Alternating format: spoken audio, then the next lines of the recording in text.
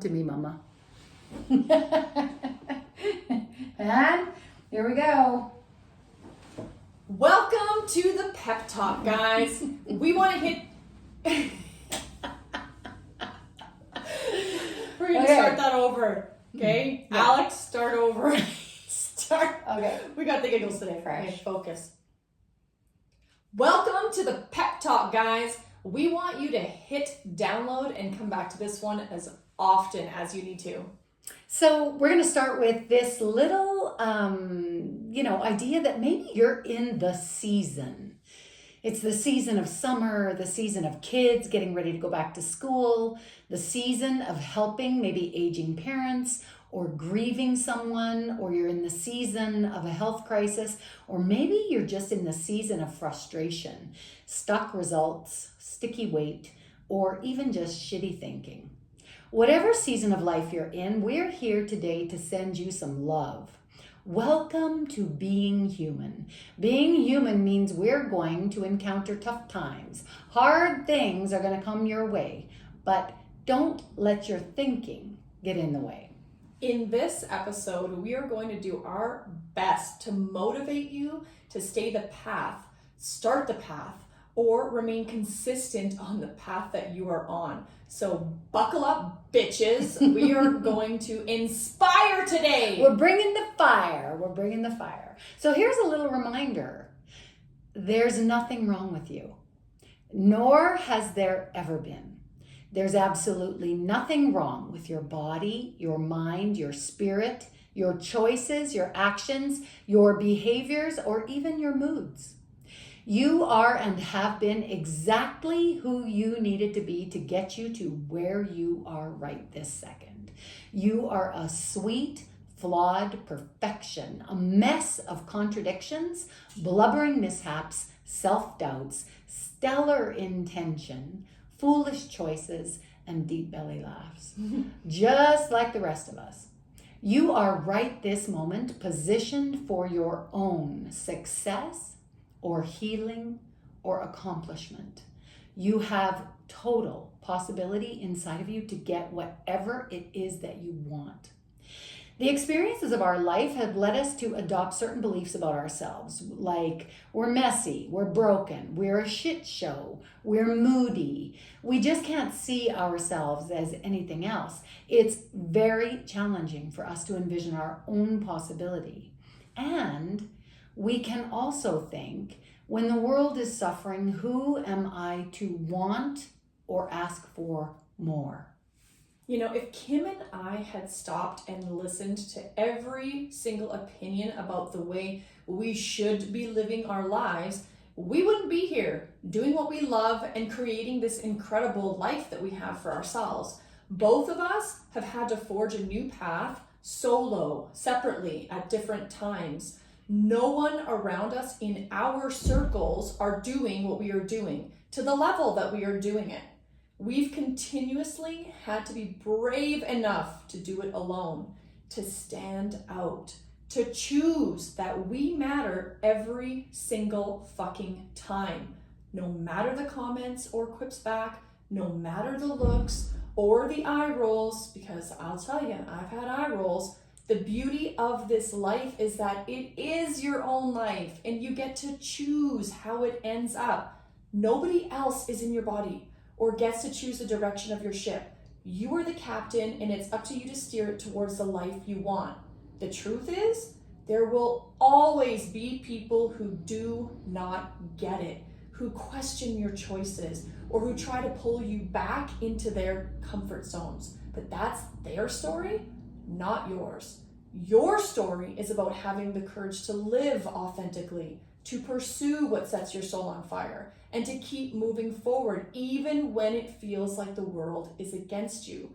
It's about knowing that you are in control, that every decision, every action, every step is going to shape and mold your life. You get the power to create the life you want, one brave, bold choice at a time. And as the quote goes, you're alive. It's time to start acting like it. So here's the first thing that we want to remind you of, and that is you cannot be afraid to go alone. It's really human nature, I think, to want to bring our people with us. But this is the concept of strap your own oxygen mask on first before you help others. We have got to stop trying to bring all the people to healing or to fitness or around to our way of thinking, whatever you want to say. You have to stop trying to convince your husband he needs to eat better. You have to stop resenting your workouts because nobody else wants, or stop resenting your workouts, your time in the gym, because nobody else wants to hear about it. You can build habits that you love, that are just yours, without anybody else's approval. You can totally go alone.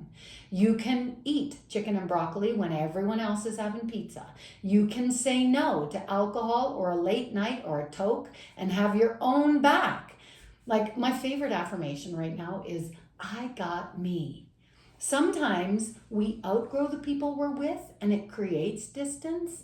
And other times we can choose to let them be and be ourselves and look after ourselves. There's this quote that I always bring myself back to, and it goes, other people's opinions are none of your fucking business. And that's a tough one. It's none of your business. In the world, there are 100 different versions or more of you that exist within so many people's brains. This is because of word of mouth, first impressions without, getting to know you more one-on-one, long-term relationships, family, perchance experiences they randomly run into you, or people who have never even spoken a single word to you, but they see you at the grocery till. Or on social media. Yeah, or on social media. And when you look at it like that, does it really matter what anyone else thinks of you and your journey? You're so many different things. There is no specific version of you that should technically matter, but the one that you want to show up as in this world. But your opinion of yourself, that matters. You've got to start eavesdropping on your brain and how it is talking to you all the time. Just begin to listen to your own story, your own narrative, without judging, without self-criticism. You have to notice how you're coaching yourself in real time. We all have a story we tell ourselves every day, the narrative that shapes how we see ourselves and our life. But is that narrative serving you? Thoughts that feel true, like it's too hard, or I don't feel like it, or what's the point, are stealing what you want for your life. You've got to be on to yourself. You've got to be listening in on what you're thinking about yourself and have a plan for how you're going to redirect your brain when it wants to tell you that old familiar stuff. I can't do that feels true, but it's a lie. The truth is you have the power to rewrite your daily narrative. You can do that. You have just set yourself up to believe that you can't. We both, Kim and I, come from families where, and circles, we could say, not just specifically families, where we're just too much. We're fitness fanatical, or we're health nut freaks, for a better use of terminology. Obsessive, or what do they call that? Not obsessive, but extreme. Yeah, we're extreme, but this is not what a human's supposed to live like. It is crazy. Personally, like my own story, my family are cattle farmers, cowboy values. So no woman is meant to be large and in charge in that specific narrative. I've had to remove my own limiting belief of disloyalty and abandonment in order to become this person that I am today, which is a woman who lifts heavy shit, speaks her opinion, and co-runs a gym in a male-dominated field. And once you come to the realization that you most likely are being held back by one or more of 4 fears, you can then start to work towards undoing all of that negative programming that you have put in your brain. It's like giving your brain a new update that's going to remove all that shitty jargon that you have no use for anymore. So let's talk about some of those fears. Fear 1 is you feel fundamentally flawed, meaning you feel you cannot grow or you cannot change because something is inherently wrong with you. You are flawed. You're fucked up. You can't change because there's something. I'm broken. I'm broken. Just can never get fixed. Fear number 2 is disloyalty and abandonment, which means you feel you cannot experience any success because it would be disloyal to your roots, and or if you may end up alone. People don't want to end up alone. Like Kim said, you want to take people with you. Fear number 3 is that the more successful or the bigger you grow equals a bigger burden. You don't want to do the work. There's more work to do. There's more people to please. Life is going to ultimately demand so much more from you. And the last one, fear number 4, is the crime of outshining. This is for someone who, is talented, is gifted, which most of us really are in so many different ways. And they are worried that they're going to let people down and make them look bad if they themselves do well and they succeed. They don't want the spotlight on themselves. So once you start to see that your brain is trying to protect you, even if it means keeping you stuck, you can begin to take action against that internal coach and break free from the chains of self-doubt, because you're not bound by those fears. They're just stories that you're saying in your head. And the best part, you get to rewrite them whenever you want. So this is what I like to call get your shit together. Like for me, getting my shit together is telling myself the truth and deciding that I'm done talking about the same unhelpful stuff, beliefs in my head. I am personally done thinking the same old thoughts about me and them and that and the past. Like our excuses become our cages. The things that we tell ourselves become our limits. They feel like the truth when really there are just stories on repeat that you can retell anytime you want, all the time. Like how many times have I told myself, I don't have time, or I'll do it tomorrow, or even in the face of making a hard decision where I could remain true to what I want and instead, YOLO, you only live once, come on, have the cake, it's no big deal. Or my favorite is, it's not that bad. Like, I've told my clients this story about the power of my thoughts to create my reality. And so the example I often give is this. I went through a period where my weight was hovering higher than I'd like it to. And every fucking morning I'd start the day saying, that's it. Today's the day. I'm going to take the bull by the horns. I've got my food plan. I've got my choices. I'm going to move the needle, stick to the plan, make it go the way I want to go. And every fucking day around 4 p.m., I'd find myself quitting early. Giving up, gravitating to the habits that were creating the very problem that I say I don't want to have anymore. Mm-hmm. And when I drilled down into why I was sabotaging myself every day, I discovered that the thinking wasn't anything crazy, super pivotal, like I don't deserve my goals or I'm not capable of accomplishing my goals. The thought was a very small, it's not that bad. Like, that little thought about my weight, it's not that bad, was enough to justify sabotaging fucking batteries. Okay, well, you so can I'm going to start from that thought. Okay. I got 2 batteries right here. Oh, do you? Okay. Well, I think they'll be full. We'll try them. We had them last time. We'll just say blend this shit out. Oh, yeah. This is the one you gotta edit the most. Blend the front, delete the front, blend the middle. Yeah, delete the front and the middle. Just on a fucking tangent. Yeah. Oh, I'll get it. Okay. Are those them? They're good? Oh, They're both good? I don't know. They were there. Let's turn it around and see how much it gets us.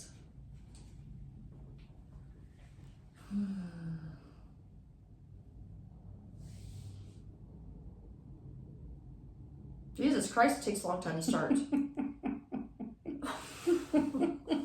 Excuse the blasphemy. Okay. It has to record though. Yes, I gotta hit record. Hang on, I gotta put my headphones on. We're on full battery, so okay, that's what it says. Oops, shit, sorry. Yeah, we're so loud we fucking touch anything. I know, I had an itch. Okay, sorry, Alex, sorry, Bean. Okay, so in the first recording, Cut the front, blend the middle. That's what Joe says. So back to what we were talking about, like that little thought, it's not that bad, was enough to justify sabotaging myself every single day. It took me a long time to catch that thought, that it wasn't anything dramatic like I'm not worth it, or this is too hard. It was like, I'm hungry, I'm tired, and yeah, is it really that bad? That little thought, that seemingly harmless thing, it was enough to derail what it is that I want. Like, what does it take for it to be enough? When is enough enough? Like, what will it take for you to draw the line on your own bullshit? Or even, why won't you draw the line on your own bullshit? You know, we think there is some mysterious reason that we keep stumbling, and there's not. You're not broken. It's not forever. It's not impossible. You just need to decide that it's time and that you're not going to do this old shit anymore. Sometimes we get so caught up in trying to be perfect that we end up doing nothing at all. But here's secret number 1. Good enough is good enough. You don't, go ahead. It's good enough. Let's go. Right? Yeah. It is. You don't have to be perfect to make progress. Maybe you didn't finish that project at work exactly the way you wanted, but you gave it your best effort. Maybe your house isn't spotless, but you tidied up a little. Maybe your meals aren't Pinterest worthy, but you created a stress-free week for yourself in the fridge. And that's progress, and it counts. The idea of perfection can stop you in your tracks dead. But when you let go of that and just aim to do your best, you'll find it's easier to keep moving forward. Good enough means you're doing what you can with what you have, and that's all anybody can ask for. So don't let the fear of not being perfect hold you back. Just keep doing your best, keep moving forward, and trust that every step you take is bringing you closer to where you want to be. Now, here's the thing, is that sometimes getting closer to where you want to be requires that you're doing all the hard things. Like, human nature says we want it to be easy. What if it wasn't meant to be easy? What if truly all the gold came as a result of the challenge? And that is it. Robert Frost wrote, 2 roads diverged in a wood, and I took the one less traveled by, and that has made all the difference. And that quote is so beautiful because it's, it is, you can make it mean what you want for you, but for me it always means like there's an easy road and there's a hard road, and the easy road is easy, but the hard road is what makes you grow, and it's what makes you become the next version of yourself, and it's where all the grit and the beauty is. So what if getting uncomfortable was the price of obtaining what it is you say you want? We don't like discomfort, we don't like hard, but humans are actually wired for hard. We just haven't practiced it enough. Now, I'm not specifically talking about the hard that gets handed to us without asking for it. The hard that life can slap you with. I'm talking about choosing the hard intentionally, because that's what's growing the next version of you. Consciously choosing something that's going to push us through to the next level. You're so much more capable than you give yourself credit for. And so we are always inviting you to lean in. Push into the hard, welcome it in, give it a hug. I think sometimes we have to parent ourselves like we are our own child. Oh, 100%. Yes. We have to tell ourselves when to go to sleep. We have to tell ourselves when to work out and when to eat the good stuff. Kids don't know how to navigate life on their own. We are their guiding tool. And sometimes we have to be firm on the decisions we make because we know it is in the best interest of the child. Why can't we not do the same for ourselves? It starts with deciding that you are built for hard things and that you need the courage to just try. Kids don't know that jumping on a trampoline will be fun until you get them on there and they test it out, right? Like you urge them towards the reward. And as an adult, it's the same idea. Urge yourself towards what would be the best interest for yourself. And yes, sometimes it's gonna be hard, but man alive, staying definitely feels harder. Andrew Coates Fitness shared an Instagram quote where it said, "Do you actually like working out and eating healthy? That shit sounds hard and miserable." And his response, "Yes, I love it. You know what is hard and miserable? Hating what you see in the mirror, always feeling tired, stressed, and lethargic, taking medications daily and dealing with serious health issues. The message, that life is gonna feel hard if you let it, and then ultimately, you gotta choose your hard." I love that one. I've seen that pick your hard before, right? So this brings us to secret number 2, which is you are your own champion, your own coach, your own hero, guru, savior, or healer. Nobody's coming to save you. Nobody else has your answers. People always want a coach to motivate them, like we get this a lot. I need you to kick my ass. But that is always on you. It's you that's got to kick your ass, and in that gentle parenting way, right? Mm-hmm. Like, I totally agree with that. Like, this is that example of, at 7:30, you've had a decent supper, you probably need a bath and to go to bed, and instead you're in the pantry like, where are those chocolate chips? And parenting, you wouldn't let your child get away with that. You'd be like, no, babe, you had a supper time, now we need to have a bath, you got to get to bed, you need some sleep.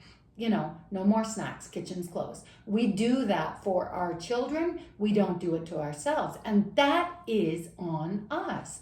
Nobody else holds the key to your peace, joy, fulfillment, satisfaction, healing, achievement of your goals, your self-love. Like, we have the ability to get there just because we're alive. It isn't your coach's job to motivate you or pull you up. It isn't your mom's job to make your life easier for you. It isn't your partner's job to be your whole world. Mm-hmm. You're your everything. You rise, you choose, you grow, you have your own back. And everything else is part of the reward. When you have you, every other thing is the gravy. Your coach might be there to high-five your ass when the game feels rough and you need some solidarity or encouragement, but nobody else can do the work but you. And that both stinks and it's fucking empowering because you get to choose and you get to prove to yourself that you can do it. So come on, show up. Give yourself the credit you deserve. The road might be tough, but it is yours to navigate. You. If you've got 2 feet and a heartbeat, it's your duty to live your life the best you can. So go crush it. If you love this little pep talk, you should really consider spending the weekend with us at U 2.0, October 5th and 6th, right here at Iron Lab in Lacombe, Alberta. And don't forget to leave us a rating and review at the bottom of our podcast. See you later, guys. Go kick some ass.